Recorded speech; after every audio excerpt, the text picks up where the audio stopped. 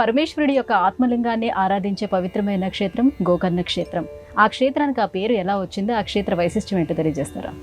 అమ్మ, ఇది నిజంగా కోయిన్సిడెన్స్ అని మనం అనుకోవచ్చు. ఎందుకంటే ఇప్పుడే గోకర్ణుడి యొక్క చరిత్రను విన్నాం. అక్కడ ఆత్మలింగ స్వరూపంగా ఉన్న మహాబలేశ్వరుడు కూడా ఆయన గోకర్ణ రూపకంగానే ఉంటారు. అసలు గోకర్ణ క్షేత్రం యొక్క వైభవం అంతా మనకు శ్రీ గురు చరిత్రలో చాలా వైభవపేతంగా మనం గ్రహిస్తాం. ఎందువల్ల అంటే పరమేశ్వరుని యొక్క ఆత్మలింగం అంటే సాక్షాత్ పరమేశ్వరుని యొక్క స్వరూపం. మరి మనకందరికీ తెలుసు, రావణాసురుడు ఎప్పుడైతే తన యొక్క శివభక్తి చేత పరమేశ్వరుని మెప్పించి ఒప్పించి ఆత్మలింగాన్ని తీసుకొని తన తల్లి ఆరాధన కోసం తీసుకొని వెళ్తూ ఉంటాడు. కానీ దేవతలకు తెలుసు, ఆత్మలింగం కనుక లంకాపురి చేరిందంటే అనర్థాలు ఎన్ని ఉంటాయో తెలుసు. కాబట్టి ఇక రావణాసురుని నిగ్రహించడం అసాధ్యం. కాబట్టి వారు మాయోపాయం చేత గణేశ్వరుని ప్రార్థిస్తారు.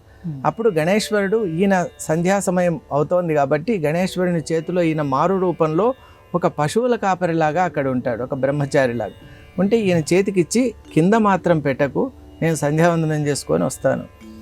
కానీ గణేశ్వరునికి తెలుసు కాబట్టి రావణ బ్రహ్మ అలా వెళ్ళిన కాసేపటికే ముమ్మారు నేను ఈ ఆత్మలింగాన్ని మోయడానికి నేను అశక్తుడిగా ఉన్నాను, మోయలేకపోతున్నానని చెప్పి వెంటనే భూమిపైన స్థాపన చేస్తాను.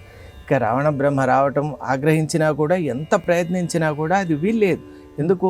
అటువంటి ఆ వైభవం ఉంది ఆ శివలింగం. కాబట్టి పరమేశ్వరుని యొక్క పరిపూర్ణమైన అనుగ్రహ లీలా విశేషంతో కూడి ఉన్నటువంటిది ఆ గోకర్ణ క్షేత్రం. ముఖ్యంగా ఇక్కడ చేసినటువంటి బిల్వార్చన చాలా శుభప్రదం. అందుకే గోకర్ణ క్షేత్రం అంటేనే సముద్ర ప్రాంతంలో ఉన్నటువంటి ఒక అత్యద్భుతమైనటువంటి స్థానం అమ్మ. ఎవరైనా అక్కడికి వెళ్తే శివుని యొక్క అనుగ్రహాన్ని ప్రతి ఒక్కరు కూడా అనుభూతి చెందవచ్చు.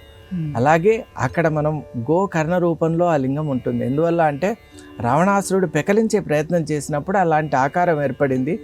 గోవు అంటే సకల దేవతా స్వరూపం కాబట్టి ఆ ముద్రతో ఉన్నటువంటి శివలింగ అర్చన సర్వశుభప్రదం అని పెద్దలు చెప్తారు.